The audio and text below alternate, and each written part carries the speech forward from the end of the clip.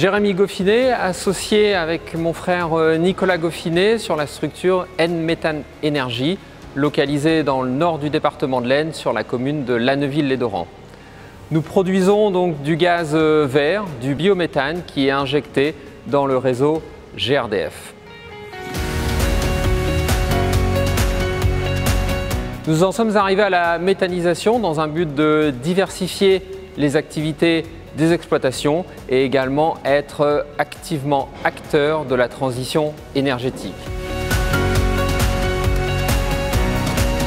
Nous produisons du gaz avec une ration à 40% d'origine végétale, des cultures qui proviennent de nos deux exploitations ainsi que d'exploitations voisines. Et également, donc 60% de la ration provient d'industries agroalimentaires du secteur, ce qui nous permet d'avoir une production de gaz de 125 normomètres cubes à l'heure, c'est-à-dire donc l'équivalent de la consommation de 1000 foyers de 4 personnes.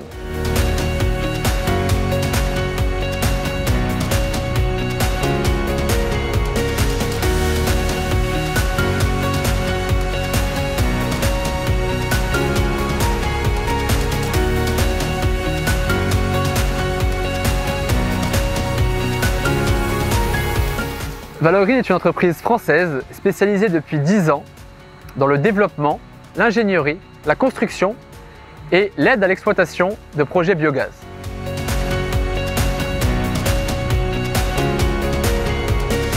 Fort d'une expérience de 50 sites en exploitation, nous accompagnons tous les acteurs économiques soucieux de valoriser leurs déchets organiques, que ce soit pour une vente d'énergie à injecter sur le réseau ou en autoconsommation locale.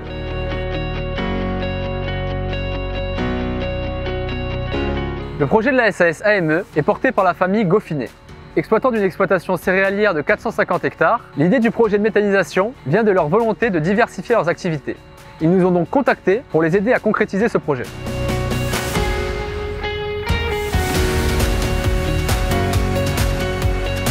La rencontre avec la famille Goffinet s'est faite en 2019. Nous les avons accompagnés sur les étapes de développement de projet, donc le dossier de permis de construire, le dossier ICPE et la demande de subvention. Une fois ces démarches validées, les exploitants nous ont fait confiance en nous confiant la construction de leur installation. L'installation a été dimensionnée pour recevoir une quantité d'intrants de 29 tonnes par jour. 5400 tonnes de matière végétale issue de l'exploitation, 4000 tonnes de pulpe de betterave, 1500 tonnes d'issues de céréales, permettant l'injection de 125 normomètres cubes de biométhane sur le réseau GRDF.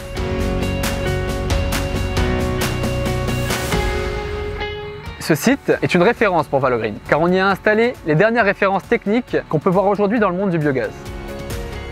Ils ont designé l'installation de sorte à disposer des redondances techniques permettant une exploitation totalement maîtrisée et contrôlée. À titre d'exemple, sur la partie incorporation de matière, on a installé 3 voies d'incorporation. La première, une trémie de 114 mètres cubes. La deuxième, une fosse d'incorporation de 314 mètres cubes. Et la dernière, une petite fosse d'intrant liquide de 200 mètres cubes. La matière qui sort de ces équipements est broyée puis pompée dans 2 digesteurs de 25 mètres de diamètre par 6 mètres de hauteur. À l'intérieur, la matière fermente. Pour une fermentation optimale, la matière y est brassée grâce à 3 agitateurs à pales, puis chauffée à 40 degrés grâce à un réseau de chauffage interne en inox. Le biogaz produit par cette fermentation anaérobie est composé pour une grosse moitié de méthane, donc le CH4, mais aussi d'autres gaz, donc de l'eau, du CO2 et du sulfure d'hydrogène.